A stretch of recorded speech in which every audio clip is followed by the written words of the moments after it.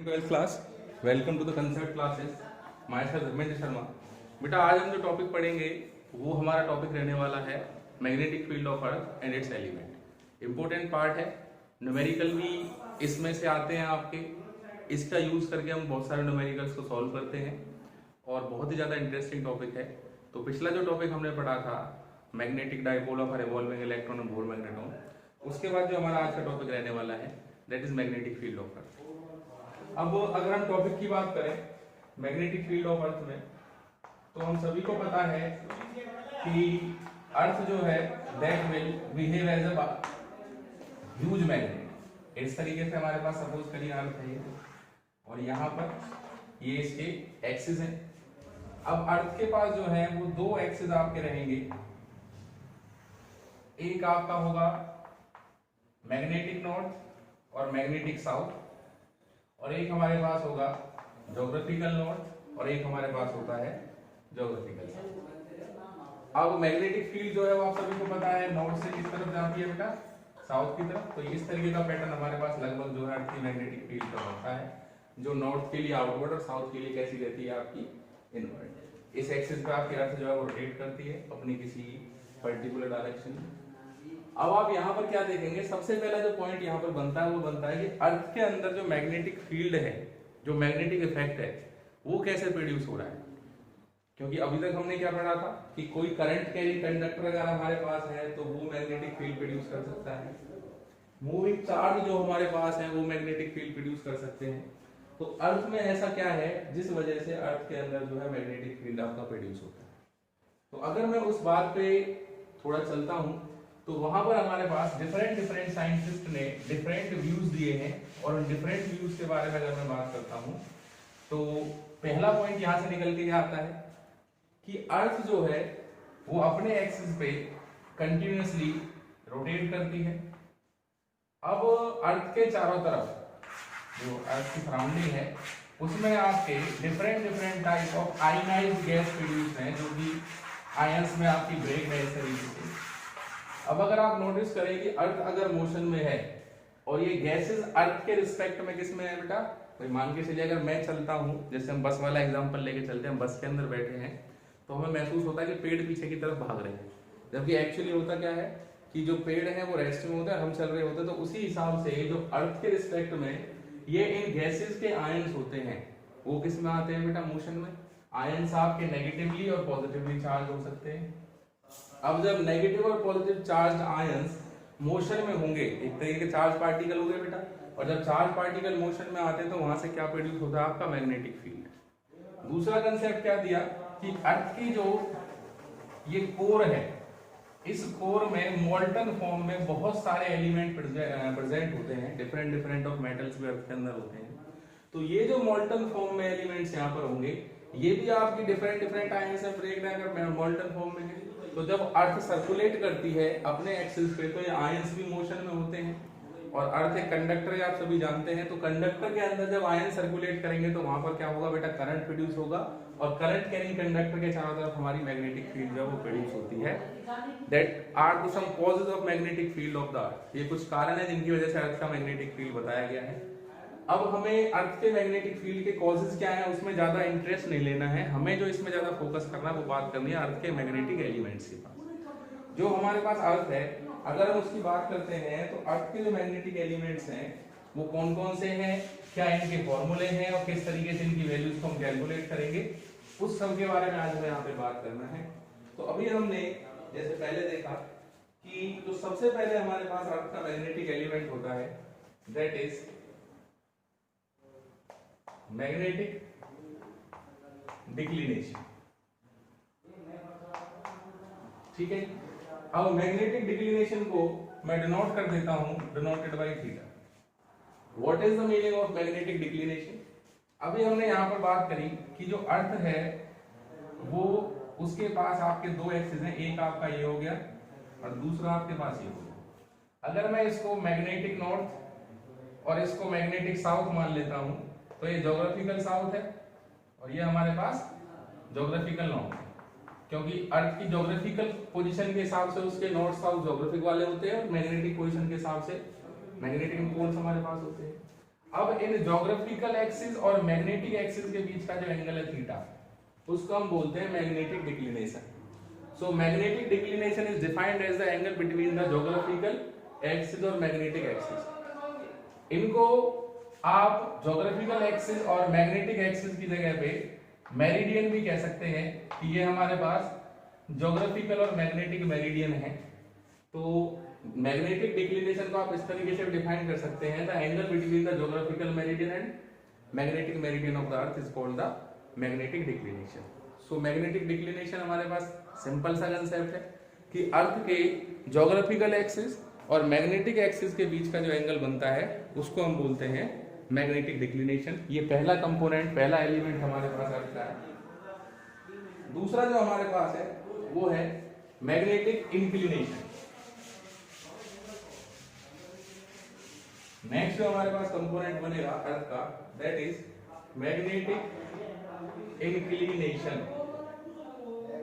और it is called magnetic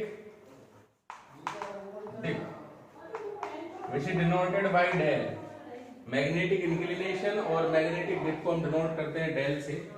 इसको अगर मैं थोड़ा समझने की कोशिश करता हूं तो ये क्या बनेगा हमारे पास, फिर से हम वही मानेंगे कि ये हमारे पास अर्थ है और अर्थ का ये मैग्नेटिक एक्सिस है। इस बार हमें ज्योग्राफिकल एक्सिस को ड्रॉ करने की जरूरत नहीं है। तो यहाँ पर आप देखेंगे ये नॉर्थ पोल है और ये हमारे पास साउथ पोल है। तो अर्थ की एक मैग्नेटिक फील्ड इस वर्टिकल डायरेक्शन में होगी। इनसाइड द मैग्नेट साउथ से नॉर्थ चलती है और आउटसाइड द मैग्नेट नॉर्थ से साउथ चलती है।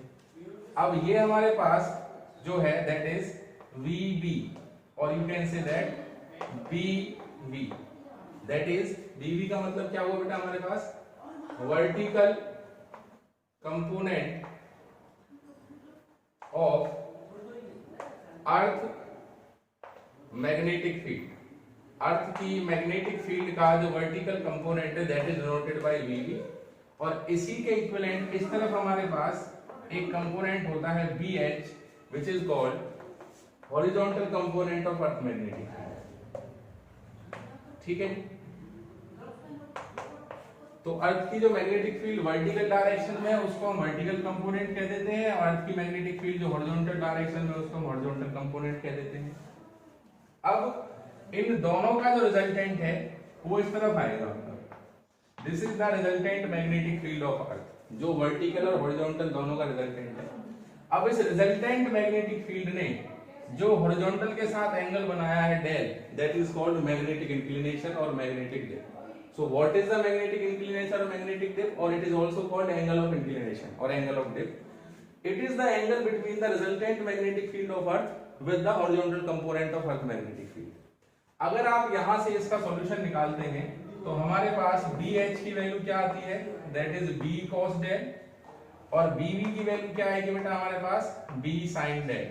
तो अर्थ का जो वर्टिकल कंपोनेंट है उसका फॉर्मूला होता है B sin डेल, और जो हॉरिजॉन्टल कंपोनेंट है उसका फॉर्मूला होता है हमारे पास B cos डेल।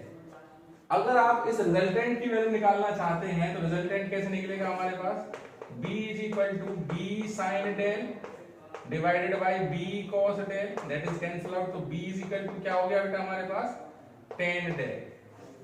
और यहां से आप क्या कर सकते हैं, अगर आप tan theta that means tan del जो है रिजल्टेंट की डायरेक्शन देखना चाहते हैं तो आप सभी ने पैरेललोग्राम में बहुत अच्छी तरीके से पढ़ा है। जो हमारे पास tan थीटा होता है वो that is perpendicular upon base. Perpendicular is vertical component and base is horizontal component. यहां से आप इसकी डायरेक्शन कैलकुलेट कर सकते हैं। तो यहां पर हमने बात करी horizontal component of earth magnetic field, that is the horizontal direction में जो मैग्नेटिक फील्ड है। वर्टिकल में जो मैग्नेटिक फील्ड है वर्टिकल कंपोनेंट होता है, और इन दोनों का जो रिजल्टेंट होता है उसको हम बोलते हैं रिजल्टेंट मैग्नेटिक फील्ड या total magnetic field of earth. तो resultant magnetic field of earth और हॉरिजॉन्टल कंपोनेंट ऑफ अर्थ के बीच में जो एंगल बनता है that is called magnetic inclination और magnetic dip, it is also called angle of dip और angle of inclination. So these are the some important elements of the earth magnetic field. एक हमारे पास magnetic declination हो गया, एक हमारे पास magnetic inclination हो गया, एक हमारे पास हॉरिजॉन्टल कंपोनेंट हो गया, एक हमारे पास वर्टिकल कंपोनेंट हो गया। अब हम बात करते हैं यहाँ पर कि जो हॉरिजॉन्टल कंपोनेंट है उसकी वैल्यू डिफरेंट प्लेसेस पे डिफरेंट होती है। अगर हम रिलेशन को यहाँ पर देखें हॉरिजॉन्टल कंपोनेंट के लिए, तो जो हमारे पास हॉरिजॉन्टल कंपोनेंट है उसका फॉर्मूला क्या है, B H is equal to B cos del. अब ये कॉस डेल क्या है, del is the angle between resultant magnetic field and horizontal component. अब जहां पर डेल की वैल्यू, ठीक है जी, जहां पर क्या है कॉस डेल आपका मैक्सिमम होगा, वहां पर क्या होगा बेटा, हॉरिजॉन्टल कंपोनेंट कैसा हो जाएगा आपका मैक्सिमम। और जहां पर आपके पास कॉस डेल की वैल्यू मिनिमम होगी, वहां पर आपका जो हॉरिजॉन्टल कंपोनेंट है वो कितना हो जाएगा, मिनिमम। मिनिमम मैक्सिमम कहां पर होगा बेटा, 0 डिग्री पर, और मिनिमम कहां पर होगा हमारे पास 180, बिकॉज cos 180 हमारे पास कितना होता है -1। और अगर हम केवल मैग्नीट्यूड की बात करें तो कहां पर चला जाएगा हमारे पास 90 डिग्री पे। तो ये हमारे पास डिफरेंट पॉइंट्स हैं related to the earth magnetic field. अब अर्थ के हॉरिजॉन्टल कंपोनेंट को मेजर करने के लिए हम एक वाइब्रेशन मैग्नेटोमीटर, एक हमारे पास डिवाइस होता है, उस वाइब्रेशन मैग्नेटोमीटर का हम यूज करते हैं to measure the horizontal component of earth magnetic field. ठीक है जी, so this is about the condition of horizontal component of earth. ठीक है, अब वो क्या कहता है कि अगर हम हॉरिजॉन्टल कंपोनेंट की बात करें तो इसका जो ऑर्डर होता है अर्थ के सरफेस पर, जो ऑर्डर होगा जनरली हमारे पास at the surface of earth, the order of horizontal component, इसका ऑर्डर हमारे पास कितना होता है, इसकी जो वैल्यू हमारे पास होती है that is equal to 3.2 into में 10⁻⁻⁵ टेस्ला। हॉरिजॉन्टल कंपोनेंट जो हमारे पास है at the surface of earth that is 3.2 multiply by 10⁻⁻⁵ tesla. So this is the value of और मैग्नीट्यूड और order of the horizontal component of earth at the surface of earth. और earth के surface से जब हम दूर जाएंगे तो डिपेंड करेगा हमारा किस चीज पे, एंगल पे। तो ये हमारे पास कुछ पॉइंट्स है बेटा related to the magnetic field और magnetic element of the earth. एक टर्म और हमारे पास यहाँ पर आती है जिसको हम बोलते हैं न्यूट्रल पॉइंट। न्यूट्रल पॉइंट हमारे पास कौन से होते हैं, जहां पर जो नेट मैग्नेटिक फील्ड है वो हो जाती है हमारी 0, उसको बोलते हैं बेटा न्यूट्रल पॉइंट। अगर हम डिफाइन करें तो क्या कह सकते हैं, these points where the net magnetic field due to the magnet and magnetic field of earth is 0 are called the neutral point. भाई अर्थ के रिस्पेक्ट में आपने एक मैग्नेट ले लिया, उस मैग्नेट की वजह से जो मैग्नेटिक फील्ड है और जो अर्थ की मैग्नेटिक फील्ड है उनका अगर नेट इफेक्ट 0 आता है तो उसको आप बोल देते हैं that is called the neutral point. अब हम बात अगर करें थोड़ा सा और एंगल ऑफ डिप के बारे में, तो वहां पर हम क्या देखेंगे, थोड़ा सा अगर हम और फोकस करते हैं एंगल ऑफ डिप पे तो वो हमारे पास रिजल्ट क्या निकलेगा, देखते हैं। वो about angle of dip which is called del. अब जो हमारे पास एंगल ऑफ डिप है उसकी वैल्यू कहां मैक्सिमम रहेगी, कहां मिनिमम रहेगी, इस सब के बारे में बात करते हैं यहां पर। तो वो कहता है एट पोल्स, पोल्स पर हमारे पास एंगल ऑफ डिप कितना रहेगा। वर्टिकल कंपोनेंट का फॉर्मूला क्या था बेटा हमारे पास, बी साइन डेल, और जो हॉरिजॉन्टल कंपोनेंट है उसका फॉर्मूला कितना है हमारे पास, बी कॉस डेल। अब अगर मैं पोल की बात करता हूं तो पोल पर जो डेल है that is equal to 90 degree, del is equal to 90 degree, because ये पोल्स हो जाएंगे बेटा, ये हॉरिजॉन्टल कंपोनेंट है। अब डेल की वैल्यू कितनी होगी यहाँ पर 90 डिग्री।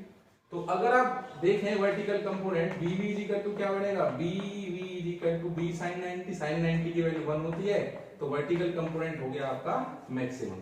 तो पोल्स पर आपके जो वर्टिकल कंपोनेंट की वैल्यू है वो कितनी होती है, मैक्सिमम। और वहीं अगर मैं बात करता हूं इक्वेटर पर, तो इक्वेटर पर जो डेल है उसकी वैल्यू कितनी हो जाएगी हमारे पास 0 डिग्री। तो जो वर्टिकल कंपोनेंट है वो बनेगा b sin 0, और sin 0 की वैल्यू होती है 0, तो इक्वेटर पर आपकी जो वर्टिकल कंपोनेंट है उसकी वैल्यू कितनी रहेगी, 0। तो वर्टिकल कंपोनेंट आपको मैक्सिमम मिलता है पोल्स पर और मिनिमम आपको मिलता है इक्वेटर पर। ठीक है जी। अब वो क्या कहता है कि अगर आपको कोई और एंगल दिया गया तो वहां पर आप वैल्यूज निकाल सकते हैं, उसके लिए फॉर्मूला मैंने आपको बताया है। सो this is about the magnetic field and magnetic elements of the अर्थ। पहले जो हमारे पास कंसेप्ट था उसमें हम और कुछ चीजों के बारे में डिस्कस करते थे, मगर अब बोर्ड ने जो नया सिलेबस दिया है रिड्यूस करके, उसमें हमारे इन टॉपिक्स को निकाल दिया गया है। दैट इज इसी चैप्टर का जो पार्ट है para, dia and ferromagnetic substance, electromagnets and force affecting their strength and permanent magnets.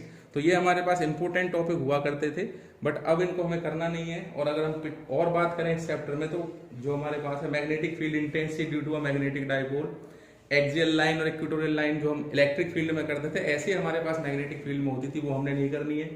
Torque on magnetic dipole वो हमें नहीं करना है इन अ यूनिफॉर्म मैग्नेटिक फील्ड। तो अब जो हमारे पास कंसेप्ट यहाँ पे आता है, that is all about your earth magnetic field. So बेटा आज जो हमारी क्लास है उसी के ऊपर रहेगी। इस पे बेस्ड आप न्यूमेरिकल्स अपनी कॉपी में कर सकते हैं, अपनी बुक से देख के, इधर एनसीईआरटी, प्रदीप और एसएल व्हाटएवर यू हैव, उसमें से देख के आप करेंगे। और नोट्स जो है मैं आपको इसके प्रोवाइड करा दूंगा। सो वीडियो को प्रॉपरली अपना देखें, कोई डाउट हो तो डाउट को शेयर करें और रिप्लाई जरूर करें। बेटा आप में से बहुत कम बच्चे वीडियोस को देखते हैं, फिर बाद में इश्यू आते हैं कि सर क्लासेस हमारी नहीं हुई है। तो टाइम टू टाइम अपना क्लास पर अपडेट रहें और वीडियो को प्रॉपरली देखें। चैनल को सब्सक्राइब करें, लाइक करें, कमेंट करें, शेयर करें। So thank you so much, have a good day, goodbye बेटा।